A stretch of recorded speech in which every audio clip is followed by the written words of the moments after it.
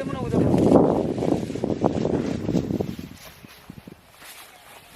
बघतो बघतो बघतो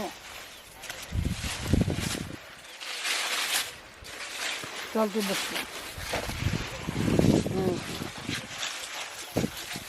ठीक आहे ठीक आहे ठीक हां फोन करायचं बघल्या आता आपण मोजायचं आहे 1 2 3 4 5 6 7 8 9 10 11 12 13 14 15 16 17 18 19 20 21 22 23 24 25 26 27 28 29 30 31 32 33 34 35 36 37 38 39 40 41 42 43 44 45 46 47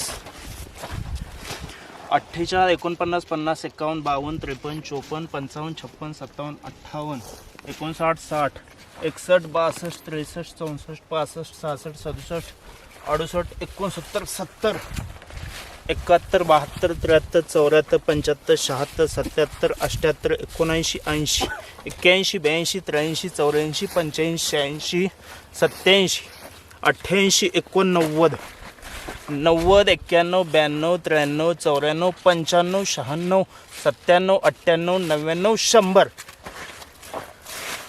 101 102 3 4 5 6 7 8 9 10 11 12 13 14 15 16 17 18 19 20 21 22 अजून इकडं आहे 100 कमीत कमी 10 ते 12 फुटाचं अंतर आहे. मोपाय अंतर मोप पायाने मोपाय इथून मोप मोजूया आपण 1 2 3 4 5 6 7 8 9 10 10 फुटाचं अंतर आहे. जादा 12 फूट ते 15 फुटाचं आहे. त्याच्यामध्ये आपली 122 फळ आहेत. आता आलेला माल म्हणजे क्लिअर खट आणि किती 1 ग्राम किती कमीत कमी किती ग्रामचा कमीत कमी 600-700 ग्राम सध्या आहे माल. सगळं 300 ग्राम प्लस आहे. 300 ग्राम प्लस सगळ्याला जाळी आहे. जाळे पूर्ण आलेले 300 ग्रामच्या पुढंच आहे माल. जास्तीत जास्त 800 पण होऊ शकते. एवढ्यात 122 किती 500 ग्राम न धरलं तर 500 122 500 ग्राम मायनस करा तर 122 60 65 65 65 किलो समथिंग माल निघतोय. 10 ते 15 10 ते 15 फूट धरा. आपण 10 पावलाय तर 15 फूट धरून चालूया. 104 टनाचा हिसाब लागतोय बघा तसं जर म्हणलं एवढा आहे तेवढा. 70 टन पहिला तडागा 60 टन 70 टन दुसरा तोडा 20 टन ही आपण 10 फूट आता तुम्ही पावलं मोकलीत है ना. 15 आपण फूट धरून केलं हे 10 फुटाच्या ऐवजी 15 फूट 15 फूट असली 15 फुटात जर 15 फुटात ह्या 65 किलो जर निघत असेल तर एवढ्या सगळ्या लाईनीन ओळीचा विचार केला 104 टन आहे. 100 टनाच्या वर तर जात. 100 राहू द्या 90 80 धरा 70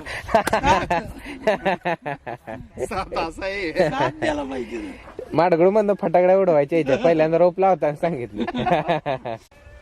नमस्कार शेतकरी मित्रांनो, ॲग्रिकल्चर इंडस्ट्री या चॅनलमध्ये मी छगनबाड आपलं सर स्वागत करतो. मित्रांनो, आत्ता आपण माडगुळे या ठिकाणी आलोय. मुळे अण्णाच्या प्लॉटवरती मुळे अण्णाने या ठिकाणी खंडानं रान केलं आहे आणि त्याच्यामध्ये शिमला मिरचीपासून ते आता खरबुजापर्यंत एक जबरदस्त उत्पन्न त्यांचा ट्रान्सपोर्टचा व्यवसाय आहे प्लस शेतीची प्रचंड आवड आहे. सांगलीतनं या ठिकाणी ते आटपाडीला शेती करण्यासाठी आलेत आणि लीजवरती शेती घेऊन ते करतायत आणि खतरनाक उत्पन्न काढून दाखवत आहेत. मिरचीत सुद्धा त्यांनी हायस्ट कमवलेला आहे, तर खरबुजात सुद्धा त्यांना हायस्ट कमवायचं आहे. त्या उद्दिष्टाने त्यांचं काम चालू आहे. तुम्ही व्हिडिओच्या सुरुवातीला बघितलंच याच्यात किती फुटामध्ये किती फळं आहेत आणि याचा किती ॲव्हरेज टनेज या सगळ्या गोष्टी तुम्ही कॅल्क्युलेशनच्या यानं बघितल्या. मुळे अण्णाला विचारूया या संदर्भात की खत व्यवस्थापन कसं केलं आहे. नमस्कार साहेब. नमस्कार. सर्वप्रथम ओळख सांगा तुमची. माझं नाव प्रशांत बाबुराव मुळे, कौलापूर. बरं, आणि याच्यात तुम्ही आता मिरची काढल्यानंतर हे खरबूज पहिल्यांदा केलंय. पहिल्यांदा याच्यात खत व्यवस्थापन कसं केलंय? शेणखत किती घातले? शेणखत नाही घातलं. बर वरखत वरखत साहेबांनी दिलेला बेसळ डोस घातलाय बर. आणि कोंबडी खत एक 9 टन टाकले. 9 टन किती क्षेत्र आहे? हे 4.5 एकर आहे. 4.5 एकराला 9 टन शेणखत घातले. कोंबडी कोंबडी खत घातले. कट्ट्यावरती घातलंय का कसं मिक्स? बेडवरच. बेडवरती. याला आता कुठल्या प्रकारचं मल्चिंग वापरले तुम्ही? मल्चिंग 20 मायक्रॉनचं. 20 मायक्रॉनचं मल्चिंग वापरले म्हणजे 1 टाइम मध्ये तुम्हाला? One time. ओके. आता ह्याच्यामध्ये लावतानाची काय तुमची मानसिकता होती ना आता काय आहे? ह्याच्या संदर्भात थोडं सांगा. हा? लावताना लावायचं म्हणून लावतं सहज सहज? बघून हा, बघायचं कसं बरं. होतंय. आता हा 1 नंबर आहे. आता 1 नंबर आहे. तर काय वाटतं ह्याच्यात किती टन उत्पन्न निघेल तुम्हाला? 100 जे आपण आकडा कॅल्क्युलेशन काढलं ते निघेल असं वाटतंय? 100च्या जवळपास जाते.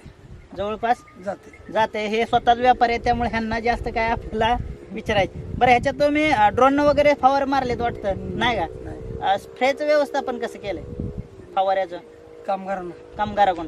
आणि टायमिंग काय होतं तुमचं फवाऱ्याचं? फवारच कधी सकाळी कधी संध्याकाळी. कधी संध्याकाळी? ओके. आणि ह्याच्यामध्ये तुम्ही किती खत सोडले खालून? किती दिवसाला सोडत होता? 1 दिवसाड 1 बॅग 25 किलो.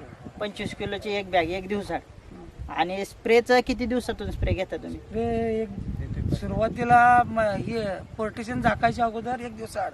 बर. पोर्टेशन काढल्यानंतर एक 15 दिवस 1 दिवस आड हा. आणि नंतर 3 दिवसानं 4 दिवसानं. बर. आता जे ह्याला अजून किती दिवस वेळ आहे काय साहेबांनी सांगितलं? एक 8-10 दिवस. 8-10 दिवस. काय रेट चालू आहे सध्या? 35 रुपये. 35 रुपये. काय मार्केट खालीवर होण्याचं काय शक्यता? हा हे तर राहील. हे तर 100% राहील. त्या हिशोबानं चालेल. कव्हर तर होईल. आणि खर्च काय झाला साधारण आतापर्यंत? खर्च 5 ते 5.5 लाखाच्या पुढे. 5 ते 5.5 लाखाच्या पुढं पूर्ण. याच्यात पर्टिक्युलर एखादं औषध वापरलंय का तुम्ही? काय सांगू शकता का यात असा काही रिझल्ट आला वगैरे? असं साहेबांनी दिलंय ते सगळं वापरलं? व्यतिरिक्त काही वापरले नाही. काय वापरलं नाही? ओके. बघा शेतकरी मित्रांनो, या ठिकाणी मिरचीमध्ये मुळ्या अन्नाचा व्हिडिओ तुम्ही बघितला. मिरचीमध्ये सक्सेस सुद्धा झाले ते. आता खरबुजामध्ये बघूया पुढचा व्हिडिओ 8 दिवसांनी की त्यांना खरं 100 टन प्लस उत्पन्न निघते का? या सगळ्या गोष्टी आपण व्हिडिओच्या माध्यमातून घेतोय. आणि हे ना रिटायर मेजर आहेत आपल्यासोबत आणि त्यांचा हा फार्म आहे. तर मुळ्या अन्नाला तुम्ही शेती देण्या अगोदर या ठिकाणी काय होतं? नमस्कार. माझं क्षेत्र 40 एकर आहे. बरं. पहिलं आम्ही ह्या क्षेत्रामध्ये नॉर्मल मका किंवा गहू बाजरी अशा प्रकारे पिकं घेत होतो. आणि अशातनंच मी पेरूची लागवड पण केली होती. पण काही मित्रांच्या संबंधातून मी ॲक्च्युली आता 1 वर्ष झालं रिटायर झालो. एवढं शेतीबद्दल माहीत नव्हतं.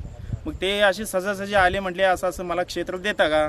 तर आम्ही त्याच्यामध्ये मिरची करू, खरबूज करू, अशा पद्धतीनं चांगलं पीक करायचं आमचं नियोजन आहे. मग मला वाटलं याला आपण ह्याच्यातून वार्षिक किती 40-50 हजार रुपये उत्पन्न जादा घेतोय. आणि अगर आपल्याला त्याच ठिकाणी ते आपल्याला वार्षिक हिशोबानं जास्त देत असतील तर काय अडचण आहे? आपल्याला पण ह्याच्याबद्दल नॉलेज नव्हतं. आणि मग असा विषय त्यांनी मग पेरूचंही कॅन्सल करून आम्ही त्यांना क्षेत्र दिलं. आणि मला असं त्यांना आल्यानंतर असं वाटलं की ते काय ते करून दाखवत आहेत. आपल्या एक शेतामध्ये बाहेरनं अधिकारी येतात, इतके मोठे मोठे येतात आणि एवढ्या क्वालिटीचं आम्हाला खूप समाधान आहे. पैसेही महत्त्वाचं नाही, पण एवढं हिरवंगार एक क्षेत्र झालं ह्याच्यात खूप समाधानी आहे. आणि त्यांची 100+ जावं हीच आमची अपेक्षा आहे. तुमची अपेक्षा?